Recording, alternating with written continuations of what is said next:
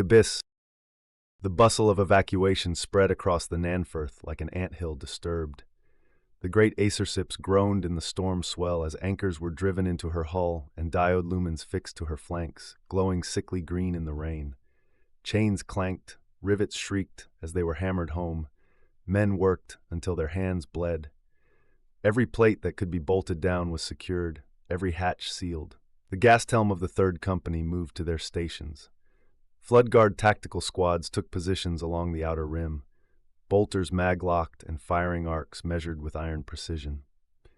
Tidecaster support squads established their bunkered redoubts, simple slabs of ceramite plate hammered into the deck, interlocking for cover but never sealed, for pressure must flow free when the plunge came. Lines of sight were checked and rechecked until each Marine's field of fire overlapped the next like scales on a shield. In the central village, the little chapel, the farmhouses, the crooked lanes, the brine blades stood in the rain. Small round shields mag-locked to their arms, chainswords resting on their shoulders, armor glistening with salt water. They waited in silence until 3rd Captain Hlafric knelt among them. His voice carried over the storm, chanting the old battle prayers of the sea. The Nanfirth's own preacher joined him, raising his hands to call blessings down on warriors who might soon be entombed beneath the waves. Together they invoked the Emperor's name, the saints of Wigathine, and the nameless dead of the Geofon. Mechanicus priests moved among the ranks like carrion crows, pressing wax seals to armor plates and affixing parchment strips that flapped in the gale. Purity litanies were burned into the surface of chainswords, bolters, even round shields. Each was anointed with oils said to repel water as well as demons. They crooned to the machine spirits, coaxing them to obey in the depths. Hearthguard Cinnabil ignored the rites. He swung his hammer against the stained glass of the chapel windows, shattering them one by one. "No weakness in the walls," he muttered. The chapel was the strongest structure on the aerorships, its crypt vault leading down to the ancient control chamber. Runesmith Torhern had declared it his command post. Brine blades dragged heavy stone pews to the doorways, lashing them into barricades. Every entrance was fortified, every surface prepared to serve as shield or fallback. Torhern himself seemed untouched by the chaos. He strode from the chapel, robes plastered to his armor, lenses glowing as he surveyed the sea. He stopped the nearest floodguard, who had paused from labor to catch his breath. "The Heafod Tratus carried motive force grav drives," Torhern said, voice grinding through the vox. "The metal vermin must have detected those spirits. See that nothing remains active, no unshielded machine spirit to draw them." He pressed an auspex into the Marine's gauntlets with a hiss of static, then turned away without waiting for a reply. He paused at the edge of the platform. The swell of the sea rolled around the Nanfirth in its endless, unnatural circle, black water glowing faintly with buried emerald light. Torhern's gaze lingered on the churning depths, lenses narrowing as if in distaste. When he finally spoke, it was a whisper beneath the storm. "Our time is gone." Aboard the ironclad Sealhair Cauldron, Flotward Edric sat before the hololith Vox, the emerald stormlight seeping through the portholes behind him. The projection plate flickered with static before resolving into the hooded form of Magos Ductora Cogitatus Tiberius. "I have reviewed Runesmith Torhern's assessment," Tiberius intoned, voice like grinding gears. His augmetic eyes glowed faintly in the distortion of the transmission. "I concur. The singularity right is the only solution. I endorse the operation with all alacrity and extend the blessings of the motive force upon your endeavor." The feed broke and reformed, becoming the angular, flesh-sheathed mask of Archmagos Damaya Voratrix. Her mechadendrites coiled like vipers in the background, their movements betraying agitation she did not show in her words. "I too concur, grudgingly," she said, vox cords heavy with disdain. "Maintain open vox feeds to both the Nanfirth aerorships and the Cauldron. The Mechanicus will collate all gathered data should you fail. It will be invaluable." Beneath the veil of mechanized composure, Edric heard it, the tremor of concern. Though she cloaked it in the efficiency of the machine cult, this was her Forge World's fate they gambled, her sea, her empire of steel and salt. "I have already dispatched word to all shipmasters and magi within my range." Voratrix continued, Every vessel stands by, awaiting to render assistance. Whatever can be spared will be given. Edric inclined his head in acknowledgement, though he knew well there was little any fleet or forge could do in the time they had. The tide was already against them. The image broke apart into static once more before reforming. This time, the figure was cloaked in blue-black, Chapter Master Bornwolf Elfwine. His wolfish grin was gone, replaced with the calm of a warrior who knew the scale of the trial before them. "Runesmith Osric is already on his way to collect me," Bjornwolf said. "I make for you directly." "You are too far out, Lord," Edric replied, his voice taut with unspoken longing. Bjornwolf shook his head. "Then I shall at least be present for the death. Whether of the gate or of Networtha, I will see its ending. The Emperor guide your path, my brother." The vox cut with a final flicker, leaving only the storm hiss of interference. Edric leaned back in the command throne, jaw clenched. Even with his master's words, the weight of choice pressed down upon him. The fate of Nitwortha balanced on a blade's edge, and it was he who must draw it across the throat of the abyss.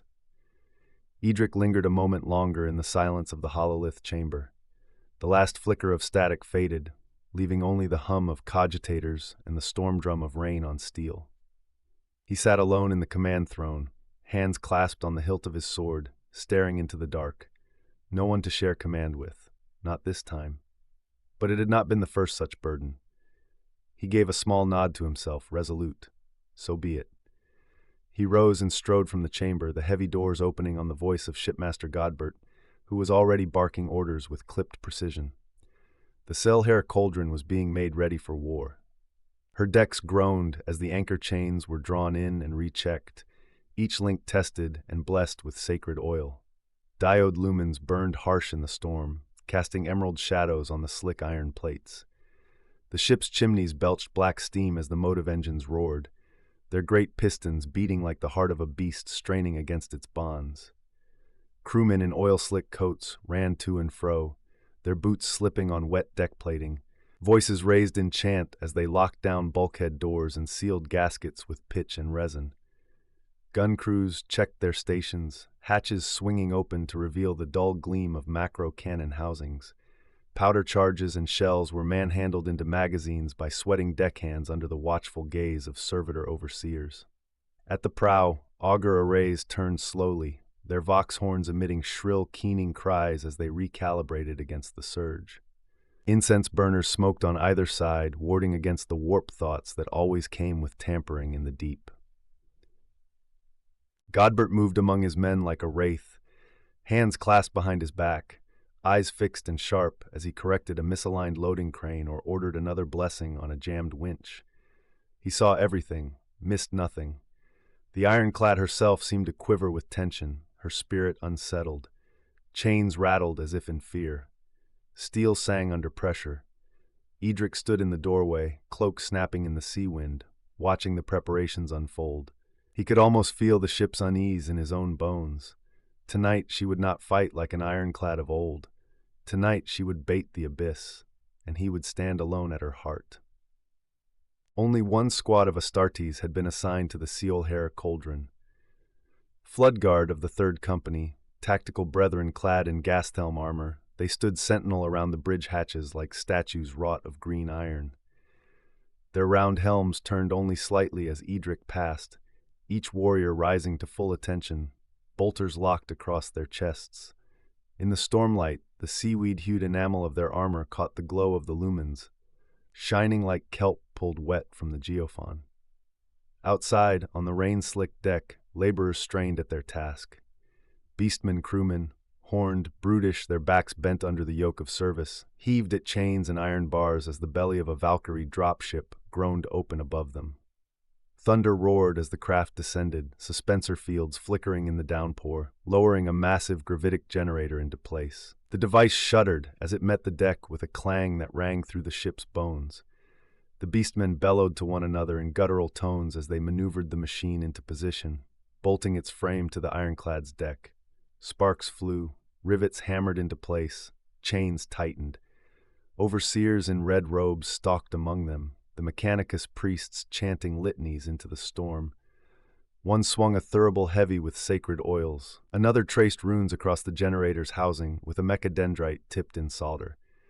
Awaken, O spirit of gravitation. Remember your purpose. Obey your masters. The machine's hum deepened, responding to the invocations. Edric paused, watching. The gravitic generator had been torn from the carcass of a fallen Hālgengas only hours before, one of the giant farm titans that plowed the sodden earth of Nitwortha's mainland hamlets. A tool of labor, now pressed into service as a weapon of desperate gambit. He felt a pang, sharp and fleeting, for the loss. The deck shifted beneath his boots. The swell below was rising again, surging in unnatural rhythm. From deep within the ship, he felt the engine's strain, heard the pounding of pistons and the low groan of stressed plates as the cauldron fought to hold her station. It was time. The vox burst into life, a rasp of static resolving into Torharn's voice. All preparations ready, Lord. Edric drew in a long breath. He turned on his heel, re-entering the bridge where officers bent over their consoles, rainwater dripping from their coats and oilskins. Shipmaster Godbert awaited him, posture stiff as a lance. Begin, Edric commanded. Godbert raised a hand in salute, eyes sharp despite the pallor of his face, then turned to his crew. By order of the Flotweird, he barked, commence the rite of ignition. Bring the generator online. The bridge erupted into motion. Cogitators hummed, vox channels crackled, warning runes blinked crimson. Somewhere below, the gravitic generator awoke, its hum resonating through the ship's very marrow. The game had begun. The Nanfirth groaned as her anchors released. At first she shuddered, stubborn against her fate, then the weight of the Geofon claimed her. The sea rose hungrily over her flanks, devouring field after field. Rows of sodden crops vanished beneath the frothing tide, barrels and hay bales rolling free, bobbing briefly before being dragged into the deep. The warriors of the Third Company stood fast amidst the chaos. Gasthelm armor gleamed green in the lumen glare. Guide ropes clutched in gauntlets as the platform tilted into the abyss. Their stance never wavered, bolters mag-locked across their chests. Water surged about their greaves, then their torsos, then their helms. But they did not falter. This was their way of war, their birthright, the drownward. Within the chapel, the storm's roar gave way to the deafening thunder of the sea itself. Water gushed through stained glass windows, already shattered by Cinnabil's hammer, rushing across the pews and the altar before cascading downward into the crypt vault below. Hatches stood wide, every portal open, the better to flood the massive acersips evenly and quickly. Cinnabil clung grimly to a carved stone pillar, his bulk unmoving even as the tide battered him. His hammer hung low, its head sunk in the rising water, runes glowing faintly. Nearby, Torharn stood hip-deep, mechadendrites coiling as he watched the lumen screens and rune dials of the control station. The water climbed about his breastplate, but his lenses never shifted from the readings, his voice reciting Benheric litanies into the storming dark. Outside, the last of the Nanfirth's rooftops vanished beneath the swell. The surface rolled smooth, broken only by the foam of bubbles erupting upwards in vast, writhing streams. The sound of men, of engines, of chains and work was gone. Only the ocean remained, its voice a rumble deep as the mantle of the world. From the decks below, lumens flared defiantly in the dark, pale specks in an endless night. Some glowed clear and steady, while others flickered, obscured by clouds of soil and silt torn from the fields. The detritus of 1,000 harvests, churned to black smoke by the abyss, spiraled upward in vortices, masking the sinking vessel in whirling tornadoes of dark matter. The Nanfirth, once a cradle of crops and labor, now descended as a weapon into the sea's marrow. Edric stood at the rail of the Sealhair cauldron, cloak snapping in the salt wind. He watched as the last rooftops and barns of the Nanfirth slipped beneath the black swells.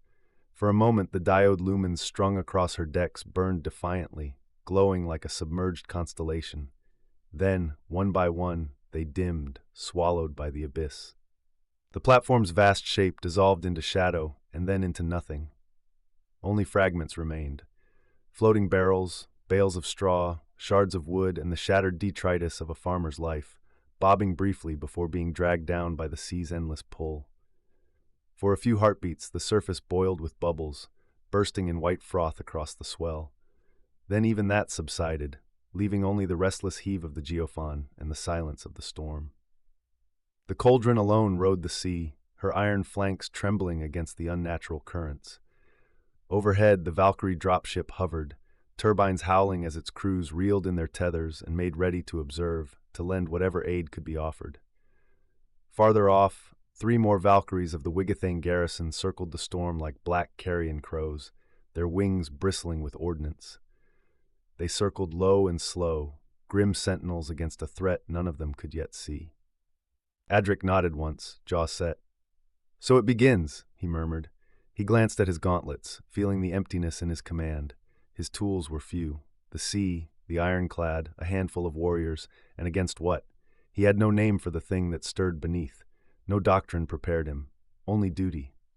"Lord," the voice of Shipmaster Godbert cut through his thoughts. The flotward turned, following the gaunt officer into the hololith chamber. The display flickered, rendering in green the sonar pulse that reached down into the abyss. The form of the Nanfirth was there, a pale ghost descending slowly in long spirals, the echoes of her bulk turning and falling into the deep. But from directly below, nearly 3 miles down, another contact was rising. The trace was not a shape, but a pattern, a double spiral, curling upward with baleful symmetry.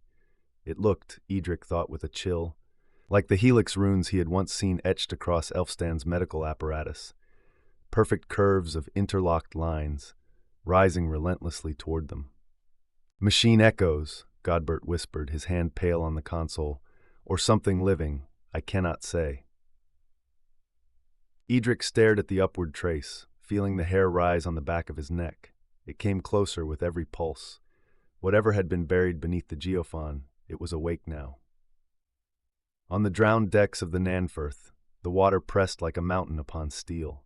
Inside the chapel vault, runesmith Torhern's Vox binary rippled through the squad net. A holopict flared across every helm display, jagged with static but clear enough, green lines climbing in a spiral.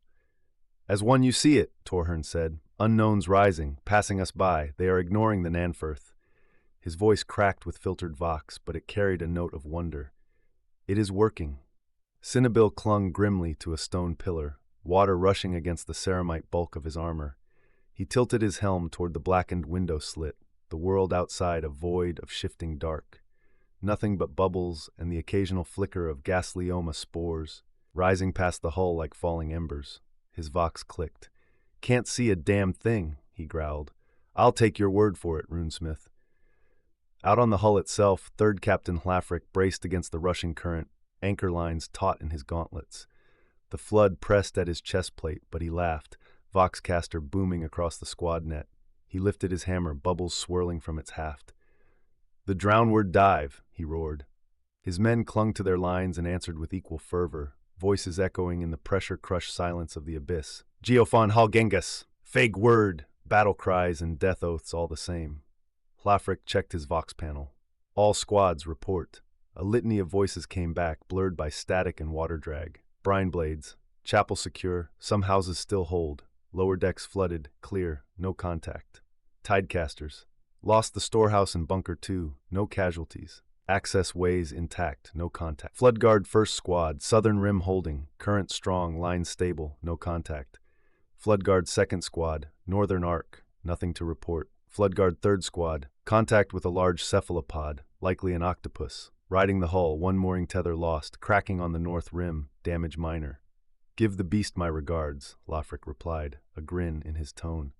Even in the dark, his men barked laughter. Their lights glimmered faintly in the abyss, wavering under the weight of 1,000 tons of ocean. Above them, a ping resounded, sonar rolling like a hammer on a drum. Another followed, then a third.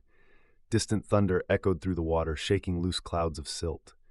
Hlafric bowed his head briefly in prayer. "Emperor, watch the cauldron," he whispered. Then came the tidecasters again, voices sharp now. "Large contact. Long-range auspex confirms. Ascending fast. Motive power signature faint, but definite." A shudder ran through the Acer skips. The water churned, rolling them sideways as if the sea itself had shifted. "Wake turbulence," Hlafric muttered. "Eyes open." He gave the order and offered another prayer, this one to the Emperor and the nameless dead who walked the Geofon's floor. Inside the chapel, Cinnabil ground his teeth as the deck lurched beneath him. "What was that?" Torhern stood at the crypt console, Lumens casting his armor in ghostfire. Auspec's screens flickered madly. One sparked, then went blank as its spirit died. Jets of bubbles raced past the outer windows like a storm of white arrows. Shockwave, Torhern rasped. Something vast just passed us by. The Nanfirth's descent altered. We are listing. If we continue to roll, she will fall uncontrolled, straight down. She'll drive into the mud so deep they will find us as fossils in 10 millennia. Cinnabil voxed harshly. Flotwared Edric, you have incoming. Static answered him. Torhern's mechadendrites twitched. The shockwave severed the vox cables. We are cut off from the surface. I will stabilize us. 2 motivores for 7 seconds, enough to bring balance. Cinnabil glared through his helm. Is that wise? If I delay, the ship is lost. Count with me. 3, 2, 1. The oars roared in the deep. For an instant, the Nanfirth trembled like a living beast. Bulkheads groaning, anchor lines straining, bubbles blasting upward in great cataracts. Then the shudder eased. The listing stilled.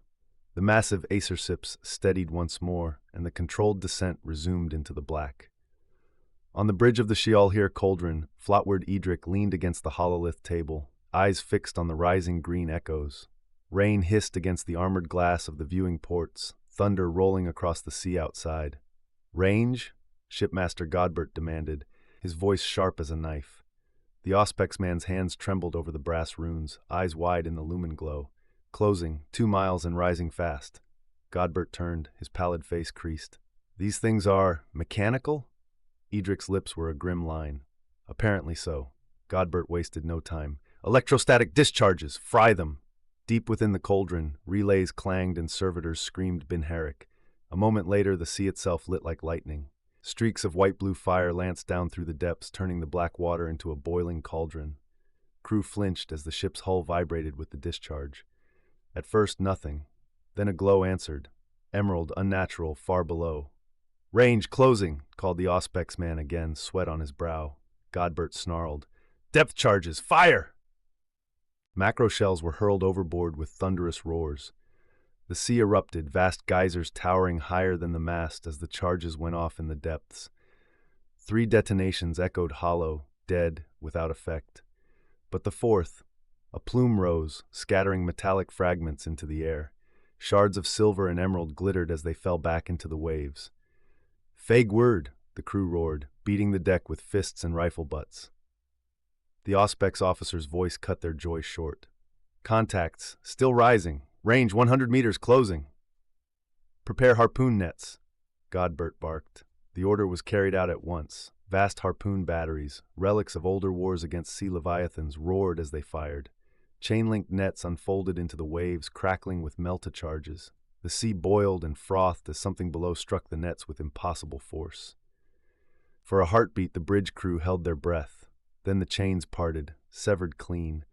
The nets drifted uselessly upward, cut apart by edges sharper than steel. Godbert's voice grew cold.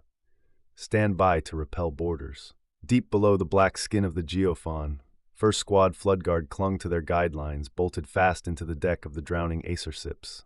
The ocean roared past them, a wall of crushing force, but their gas-helm armor held against it. Suits built for void and storm, proof against pressure that would pulp mortal men into red mist. They had been bred and forged for such places.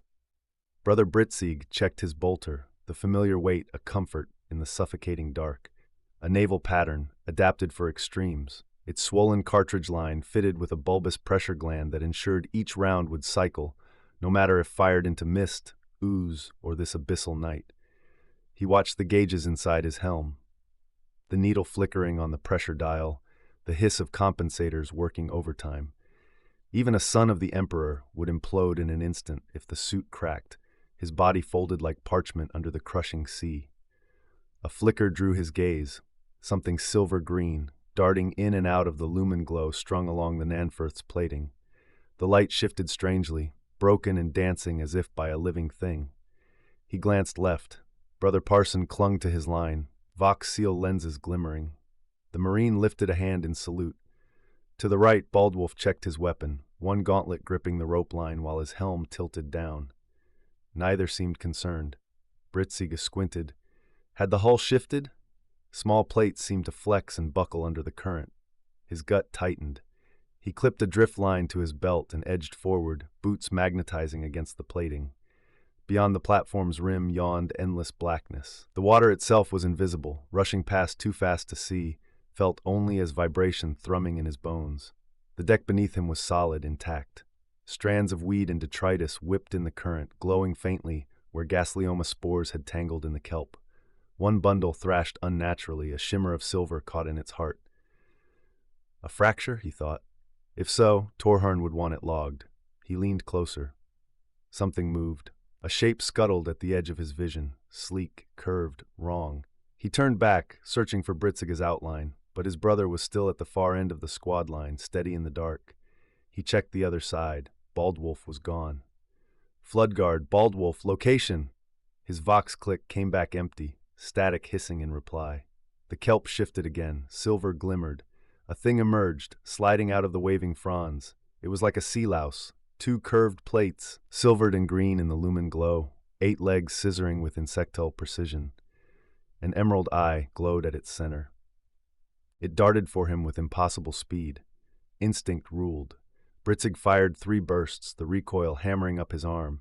One round sparked harmlessly from its carapace. The second clipped a leg and sent the thing spinning. The third punched into its eye. The orb went dark, exploding in a bloom of bubbles. The creature tumbled away into the abyss. "You see that?" Britzig voxed, panting. "Big sea louse, emperor's teeth, nasty things. At this depth, too." Silence. He turned. Britzige's tether still hung in place, rope taut. But the Marine himself was gone. Then the weight hit him. Something clamped onto the back of his pack, driving him down onto the plating. He felt claws gouge into ceramite, the sound of steel shrieking against steel. He spun, firing blind. 3 more of the louse things emerged from the rim, swarming up the hull as if drawn by blood. His bolter roared, 9 rounds hammering into their bodies. 2 exploded outright. The third sheared in half, its legs twitching in the current. But the weight on his back remained. He twisted, reaching up with a gauntlet, and felt it. Cold, metallic, alive. A disc of serrated plates clamped like a bear trap over his power pack, boring into it. His lenses flared, warnings scrolled crimson across his vision. Pressure seals cracked. Ozone filled the suit, acrid, burning his throat. Brother Parsons' voice finally cut in over the vox. "Britzige, report your..." The line went dead.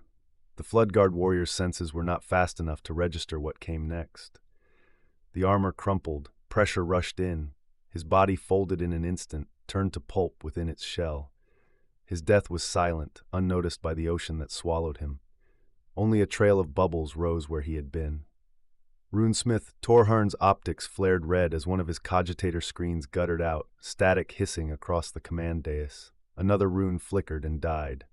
He bent close, water up to his waist, mechadendrites snapping around him like serpents. "Hlafric," he voxed flatly. 3 of your Floodguard are silent. Power signatures terminated. Cinnabil's helm turned, vox grill growling. He opened a broadcast channel, voice thundering through the drowning chapel. "Floodguard 3rd Squad, report." Only static. Then a burst of vox crackle, strained and ragged. "Brother Shionred, reporting. Britzig and Parson lost. Baldwolf went down. I saw it. I am falling back, laying suppressing fire with Brother Whetbert. They are swarming. We..." The line cut. For a heartbeat there was only the sound of rushing water and static. Then Shionred's voice came back, higher, panicked. "Whetbert, Emperor's name! There is one on your leg!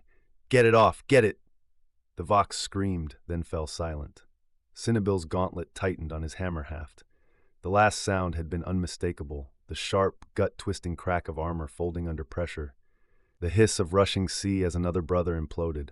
"Fake word," Shionred had breathed in his final moment, the doom-fated word, and then he too was gone. Further in the defense line, the tide casters of the 3rd Company held fast in their improvised bunkers. Weapons braced in firing slits hammered into the hull plates. Their heavy bolters roared in the darkness, incendiary tracer rounds shredding through the tide of silver-green constructs swarming up the Nanfirth's flanks. Dozens of the things exploded in flares of shattered limbs and dark oil, but for each destroyed, 3 more clambered up from the abyss. "Keep them back!" Sergeant Fritholf bellowed, firing burst after burst until his heavy bolter glowed red. Casings and bubbles spewed in every direction. "Geofon! Geofon!" his squad chanted in answer, voices steady in their helmets even as the tide rose. Then came the new sound, horrid and slow, the screech of cutting metal. The sea lice were not only swarming, they were burrowing. Their mandibles and cutting claws tore through plasteel, chewing into the hull like maggots into meat. Warning runes screamed red across helm displays. Pressure shifted, micro-fissures appeared. "Breach in progress," one of the Marines roared. "Hull is compromised. His words were cut short as a dozen of the things burst through the plating like a silver avalanche, flooding into the bunker in a spray of boiling bubbles and shredded metal. Heavy bolters barked, chainswords screamed, and the tidecasters fought like lions in the dark, but the sea itself seemed to pour teeth and claws into their midst. Fritholf's final Vox transmission was short and steady. "Falling back, Emperor keep us, vague word." Then his channel cut, replaced by static and the shriek of tearing steel. The tidecasters' bunkers were gone. Where once heavy bolters roared, now broken mounts and twisted plating gaped open to the sea. Sergeant Fritholf drew his sidearm and bellowed a curse, dropping the heavy stub of his gun. Around him the support squad abandoned their emplacements, pistols drawn, Sikh's blades flashing in the murk. Bolter flashes lit the abyss in staccato bursts, tearing silver fragments from the swarms as they clambered through the ruptured hull. Each kill was bought with blood and breath as the lice things slashed back, claws screeching across ceramite, mandibles sparking against helm and breastplate. Brother Herrick fell, dragged down by 3 of the constructs. He hacked one apart with his Sikhs, even as the other 2 bit into his armored joints, black water boiling with his death. Another Marine went down with a scream, crushed beneath mandibles that clamped over his helm. Then a chainsword's growl cut through the black. Captain Lafrick surged from the dark water like a revenant of the abyss, the wake of his descent scattering the swarm. One of the machines clung to a brother's chestplate, its claws seconds from breaching. Lafrick's gauntlet seized it, muscles and armor straining, and with a roar he sawed the thing in half with a screaming arc of his chainsword. Emerald light burst from its core, vanishing into the flood as the carcass tumbled away. "The drownward stand!" Lafrick's Vox roared, echoing across every helm. His brine blades were with him, shields raised, pistols cracking fire in measured bursts. The round bucklers, designed to slip through wreckage and sunken hatches, turned aside claw and mandible with brutal efficiency. But the silver lice adapted. Their bodies flickered, and from their carapaces lanced beams of viridian light. Where they struck, shields dissolved into hissing slag, eaten away as if by acid. "Block with your blades!" Lafrick barked, smashing another of the constructs with a shield bash that sent it spinning. Chainswords rose and fell, hacking limbs and carapaces, pistols flaring point-blank into eyes that burned too bright. The brine blades fought like wolves in the tide, pressed on every side, but they gave no ground. Still, the tide was endless. For every louse shattered, 3 more emerged from the black. The water churned red with ichor and oil, bubbles and blood indistinguishable in the abyss. "Fall back," Lafrick ordered, his chainsword carving a silver arc through the swarm. "Back to the chapel. Hold the vaults." As his men disengaged, shields locking together, a new Vox signal cut across the net, ragged and desperate. "Breached!" The voice came from the lower decks, blurred by static and panic. "They're cutting through from underneath. Spirals of them, chewing straight through plating. Holding on level 2, for now!" The channel dissolved into screams and the shriek of rending steel. The tidecasters fell back, step by bloody step, as the sea itself seemed to come alive with silver teeth. The deck of the Nanfirth was no longer a deck. It had become a cliff face of iron and stone, tilting further with every groan of the superstructure. Lafrick fought his way up its surface, brine blades around him slashing and firing into the swarming silver tide. He slipped once, sliding toward the abyss, only to find his footing again by sheer instinct. Ahead, the chapel loomed sideways, its doors now like a gate in a fortress wall. A massive shape hauled him bodily inside, Hearthguard Cinnabil, shield raised high. Emerald beams lanced across the doorframe, sizzling against his shield and eating at the sacred metal. The Hearthguard roared defiance, smashing his power sword through one of the lice constructs and blasting 3 more into shards with his storm bolter. Torhern! Cinnabil's vox boomed. We are capsizing. Can you level us? Within the flooded crypt, runesmith Torhern's mechadendrites flickered over control runes, his gauntlets manipulating cogitators that spat sparks into the dark. His monotone was unflinching, even as water hissed up to his waist. Negative, superstructure parting, 900 meters, and closing. Detonation at impact is the only chance. Cinnabil bared his teeth behind his helm, turning as another swarm burst through a shattered window. The last of the third company were fighting like wolves in a pit, bolters roaring, shields locking, Seek's blades stabbing in the darkness. The constructs came through cracks and holes in the chapel stone, beams hissing across pews and altars, while revenants cut them down in showers of sparks. Range, Cinnabil barked. Torhern replied flatly. 650, initiating motive force, stabilizers engaged. The Nanfirth shuddered. The tilt slowed for a heartbeat, then rolled further. Entire sections of wall split away, tumbling into the abyss. Cinnabil smashed another louse apart with a hammering blow. Range! 500! Cinnabil gave the order without hesitation. His voice was a thunderclap over the squad net. Third company, abandon ship, make for the surface, now. As one, the survivors obeyed. Gast helm and brine blades scrambled through shattered windows and torn hull plates, vanishing into the upward dark. Bolter fire snapped and flared as they ascended the hull, climbing for the light even as swarms clung to their armor and dragged at their limbs. At the doorway, Hlafric stood fast, teeth clenched. I will remain. You need my men. Cinnabil's visor locked on him. His voice came low, heavy with iron. There will be other battlefields that need your men, and you are their captain. You must lead them. Now go. Any who wish to remain may do so. Several brine blades voxed assent without hesitation, stepping into line beside the hearthguard. Hlafric began to protest, rage and shame in his voice, but two of his men seized him by the arms at Cinnabil's command. With a wrench of unwilling strength, they dragged their captain bodily from the doorway and cast him upward. For a heartbeat, his form was framed in the chapel's ruined archway, arms outstretched in fury. Then he vanished into the green-black, swallowed by the storming sea, while below, the last defenders braced for the abyss to claim them. 200 meters, Torhern's voice droned through the drowning chapel, flat as a machine's hymn. Hold them, Cinnabil roared, his storm bolter barking until barrels smoked. The Nanfirth lurched again. The world spun sideways. With a thunderous crack, the platform turned onto its back, the chapel roof wrenching itself into the floor. Warriors staggered, armor screeching as they braced against collapsing pews and snapping stone pillars. The tide of silver constructs came with the water, pouring in through shattered stained glass and torn seams in the hull. The roof above them, now beneath them, groaned. Metal glowed red, then white, then collapsed inward as beams of viridian fire carved it open. The lice scurried through, skittering over stone and ceramite, their claws glowing with the heat of their cut. One Marine screamed as a swarm clamped onto his power pack. The pressure ripped through his suit, and he imploded in a gout of blood and bubbles, armor folding in on itself like paper. Another was dragged bodily through the torn roof, vanishing in the storm of mandibles. Cinnabil smashed a construct back with his shield, crushing its carapace under the weight of his hammer.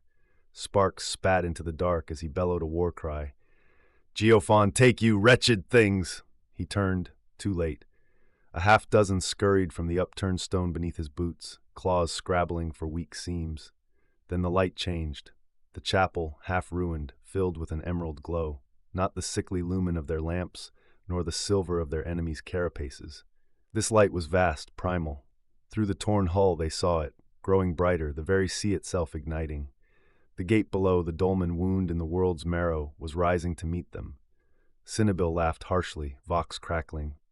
Torhern, did I ever tell you I hate the sea? The runesmith worked his consoles, his mechadendrites spitting sparks. His voice was calm as iron. 100 meters. It has been an honor, brother. The chapel shook. Warriors were dragged screaming into the swarm. Implosions ripped through the ranks one by one, armor folding in grotesque silence.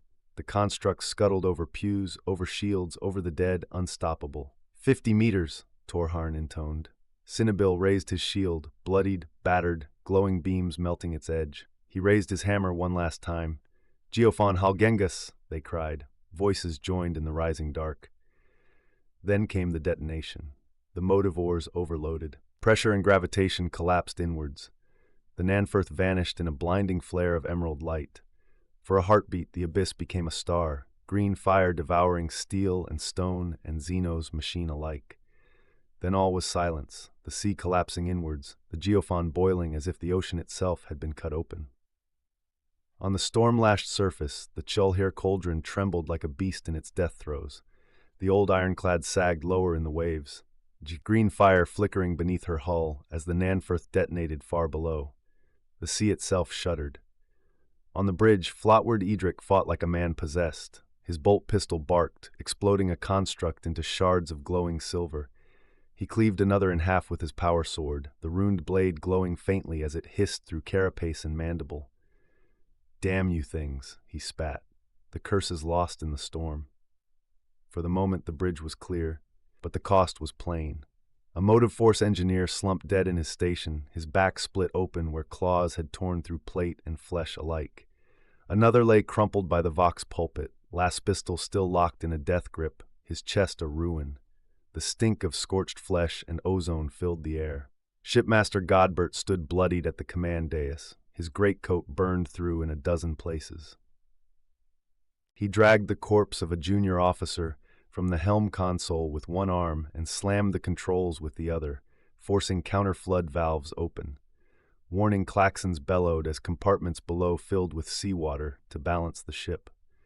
A construct leapt at him from the shadows. Godbert snarled, seized his chainsword, and in a spray of oil and sparks hewed it down. Its remains screeched as they fell, sizzling against the deck. Two beastmen thralls shoved into the breach, bolters thundering, chainswords raised high. They took post at the doorway like guard dogs, braying oaths in their harsh tongue. Edric strode to the shattered forward window of the bridge, boots crunching over broken brass trim and shards of armor glass. Rain and spray hit him full in the faceplate as he looked down upon the deck. The swarm had taken the ship. Metal sea lice clambered across her like carrion beetles, their claws shredding armor plate and spitting viridian beams into her guns. The great forward turret sagged lifeless, its barrels sheared away like cut reeds. Bolts of molten steel dripped into the sea, hissing as they struck.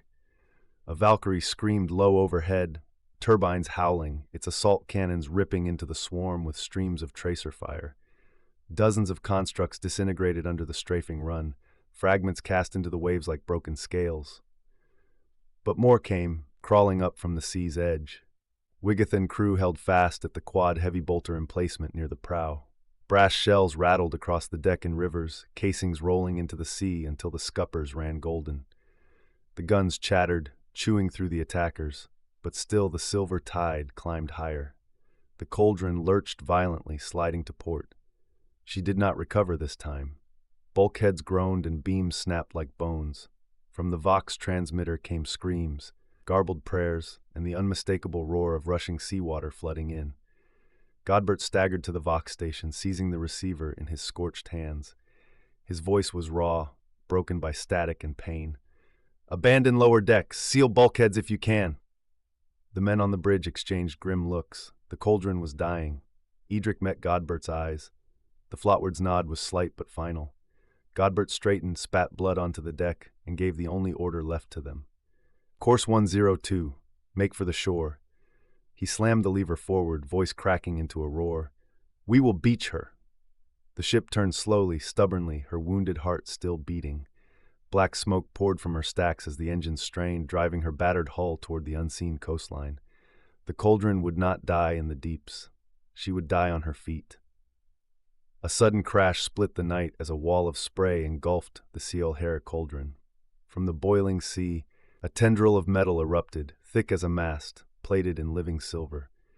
It slammed across the deck, shrieking as it tore through plating, sparks spraying like a forge fire. A second followed, rising high before plunging down again, circling the quad heavy bolter emplacement like a serpent. Crewmen screamed as it coiled tight, crushing the mount and the men together in an instant.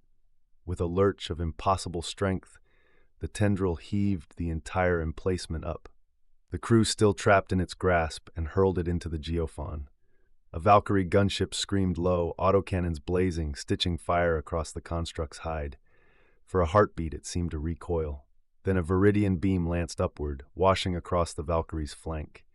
Its port wing dissolved in molten sparks. The craft spun wildly, engines coughing, and with a shriek it death rolled into the waves, exploding in a blossom of white spray and fire. "Omnissiah, preserve us! What is that?" Shipmaster Godbert roared, his burns smoking as he seized the helmsman by the shoulder. "Hard to port! Damn you! Hard!" A second lance of green fire scythed through the storm. Another Valkyrie was unmade, tumbling into the sea in pieces. The ironclad swung ponderously, the rudder straining against the tide, but it made no difference. A third tendril rose from the abyss, raking its way along the deck, snatching men up like dolls and flinging them screaming into the sea. At its tip, a glowing maw hissed, melting the prow plating to slag. The smell of vaporized steel and scorched blood filled the storm air. The last Valkyrie fired a missile, its warhead exploding in a white plume near the writhing roots. But before it could climb, a final beam caught it amidships. Its engines disintegrated in green flame, and the gunship plunged lifeless into the black waves. Godbert leaned far out of the starboard window, shouting over the storm. "It's latched to the hull! Emperor, save us! It's feeding!" Edric strode out onto the bridge deck, rain hammering his armor, plasma pistol barking. His shot scorched the tendril's silver plates, leaving blackened scars but no true damage. The construct swung for him, a whip of metal the size of a tree. He shoved a crewman aside, one struggling to lift a battle cannon shell before raising his power sword. Blade met silver. Sparks screamed as the two struck. For a heartbeat it seemed to hold. Then the sword shattered in Edric's grip, shards spinning into the sea. The Flotward was hurled back across the deck, armor screeching as he crashed into the funnel lines. The tendril reared, rising like a guillotine. Edric staggered up, bracing against the funnel struts, his teeth bared.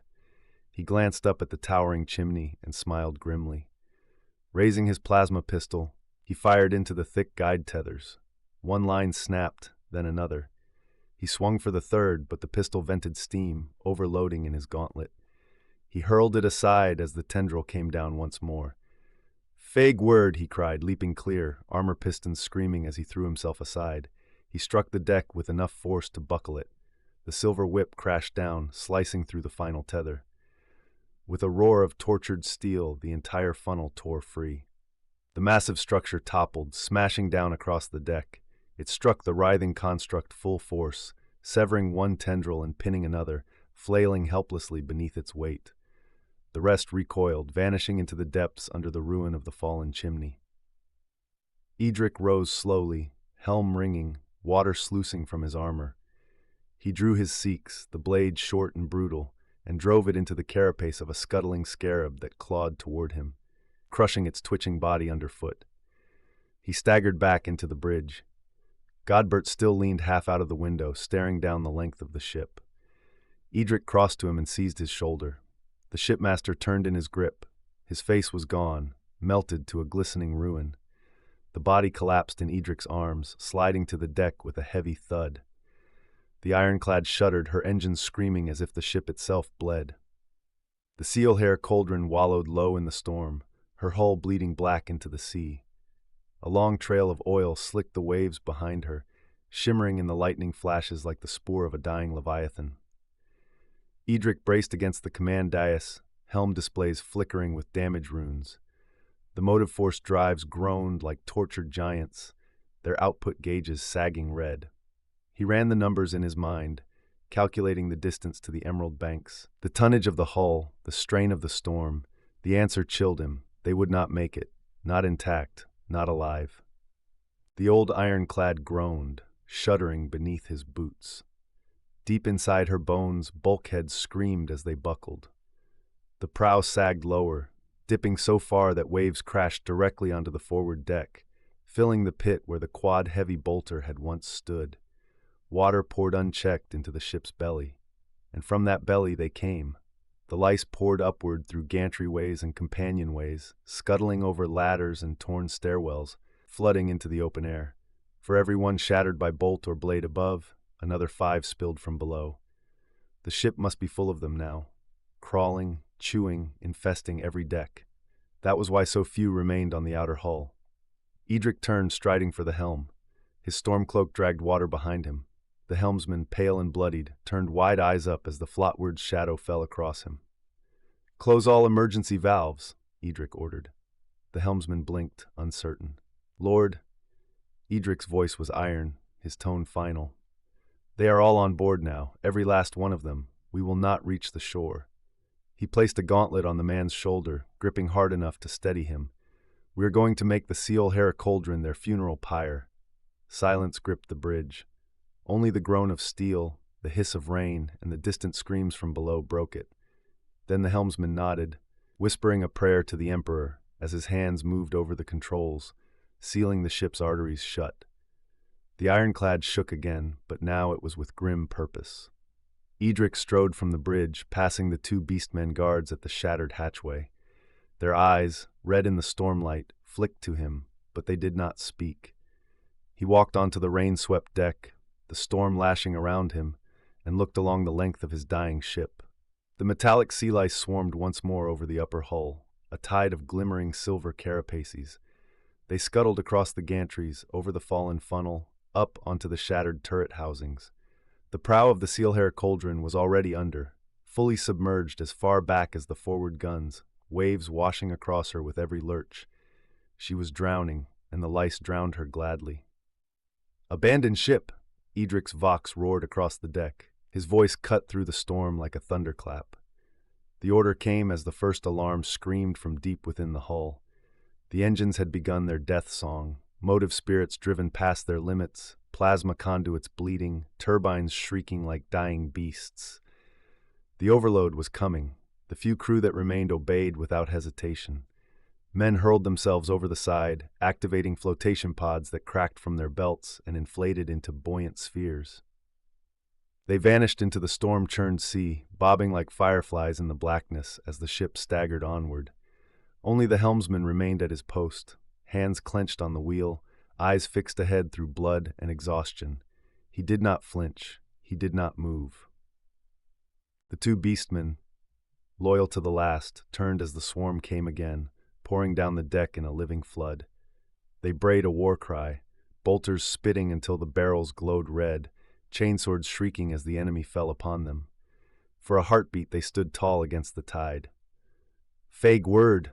one roared as they leapt into the boiling sea of carapaces, vanishing beneath the silver tide in a spray of sparks, ichor, and blood.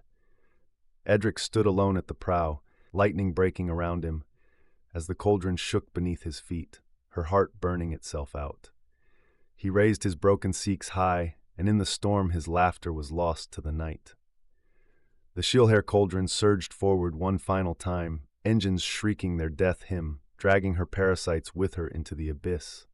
The survivors bobbed in the storm-tossed sea, clinging to their flotation pods as the black hulk of the Sealhair Cauldron plowed ahead. Lightning clawed the sky, reflecting off her rent hull as if the Emperor himself marked her passing. Then came the end. The ironclad's motive force drive screamed in their final note, a shriek so high and raw it made teeth ache and eardrums bleed. The sea itself seemed to pause, the waves sucked inward toward the ship. And then she ignited. The explosion split the night like a sun rising beneath the waves. Emerald fire roared outward, swallowing the ironclad whole, tearing her bones apart in an instant. Her armor plates were hurled skyward as molten shards, tumbling into the storm. Her chimneys became spears of fire, her decks fountains of boiling steel. The metallic lice, tens of thousands of them, were engulfed in the blast. Some were vaporized outright, incandescent silhouettes winking out in the glare. Others writhed as their carapaces melted, claws flailing as the blast wave scoured them from the deck. Those that tried to flee into the sea found no mercy. The water itself had become fire. Boiling waves rose up, towering walls of black and green, hurling debris and broken bodies alike into the storm. For a heartbeat, the abyssal swarm was visible, 1,000,000 points of silver writhing in the emerald glow.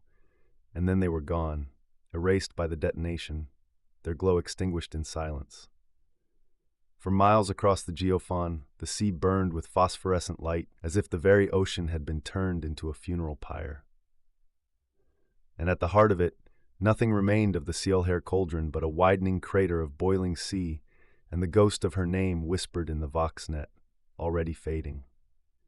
The lice had been given their grave. Beornwulf clung to the Thunderhawk's hatch as the gunship skimmed low across the sodden marshes of Nitwertha. Rain whipped against the hull, streaming across his armor in black rivers. Then, with a shudder of the engines, the craft surged out over the Geofon, skipping across the storm-racked sea like a stone hurled across a lake. The chapter master looked out and saw the ironclad seal-hair cauldron. The great vessel sagged in the water, burning, her silhouette framed by emerald mist and stormfire. Beornwulf's heart sank, not for the loss of ship or men, for such grief was constant in the Reach, but because recognition struck him like a hammer. He had seen this before. A memory of prophecy chilled his veins. The green mist, the sea aflame, the proud vessel ablaze as she surged forward to her doom. This was the sixth vision. He clenched the hatch frame tighter, the cold rain hissing across his helm. A grim smile touched his lips as he nodded to himself. So be it, he murmured.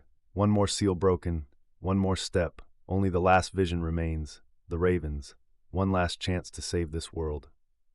Below, the cauldron vanished into her pyre, plunging downwards in fire and foam. The Thunderhawk dropped toward the boiling sea, retro thrusters cutting spray into walls of white water. Beornwulf reached down with his iron gauntlet, grasping the hands of the few survivors dragged from the wreckage. Their armor was dented, their faces gray with exhaustion, but they lived. The last pulled aboard was Flotweird Edric. His battleplate dripped seawater, dented and cracked, yet his expression was steadier than expected. The firestorm of the sea seemed to have scoured his despair away. Osric emerged from the cockpit, helm off, a grin splitting his scarred face as he clapped Edric's shoulder. "You're filled with half the sea, brother, but it'll do." Edric sat heavily, helm in hand. His voice was raw. "We lost the seal-hair cauldron. And Captain Hlafric, the third company. The Drownward are no more." His head bowed. Osric leaned against the hatch, still grinning as though defiance alone could spit in fate's eye. He looked out over the waves, now strangely still, the storm abating. "Oh, I don't think Hlafric would be silenced so easily. His men like to swim." Edric frowned, raising his head. He followed Osric's gaze. The emerald mist had faded, the unnatural swell subsiding. The black waters smoothed, and from beneath their surface came points of light, lumens flaring faintly beneath the sea. Then hands broke the surface, gas-helm gauntlets waving, armor shining with soaked seals. One by one, more marines surfaced, floating like revenants dragged back from the abyss. Survivors. Beornwulf activated his vox link, voice calm and hard. "Hlafric, report. Is the portal closed?" Crackling static answered, then the familiar voice, rough but unbroken. "Aye, Lord, the wormhole is sealed. I lost 3 squads, but the operation is a success." A pause, the weight of it heavy as the sea. Runesmith Torhern and Hearthguard Cinnabil did not make it, though. Beornwulf closed his eyes, giving a solemn nod. He had expected no less. Then, as the surviving Thunderhawk climbed into the storm-washed sky, the chapter master spoke again. His voice was quiet, yet iron, carried to every helm and heart that still beat. "And so, all that remains is the ravens." Far away, unknown world. Maelstrom Reach region.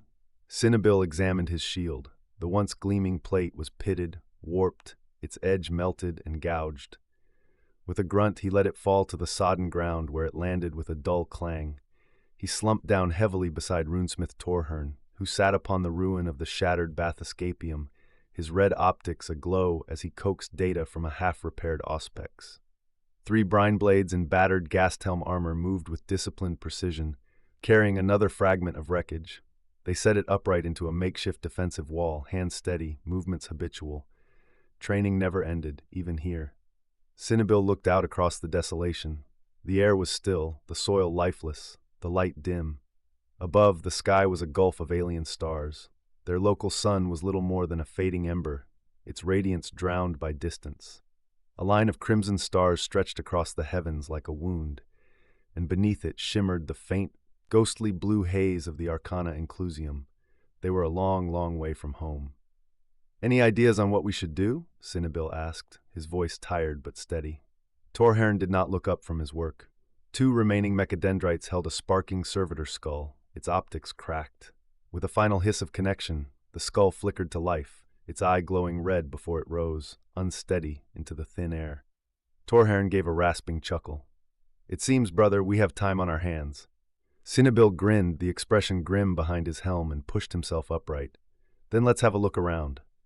He strode forward, the 3 brine blades falling into place around him, bolters held ready as if instinct itself refused to relax.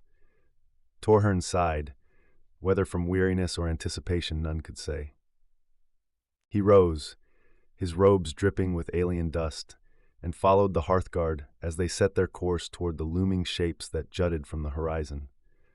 Dark pyramids, vast and silent, waiting in the endless night.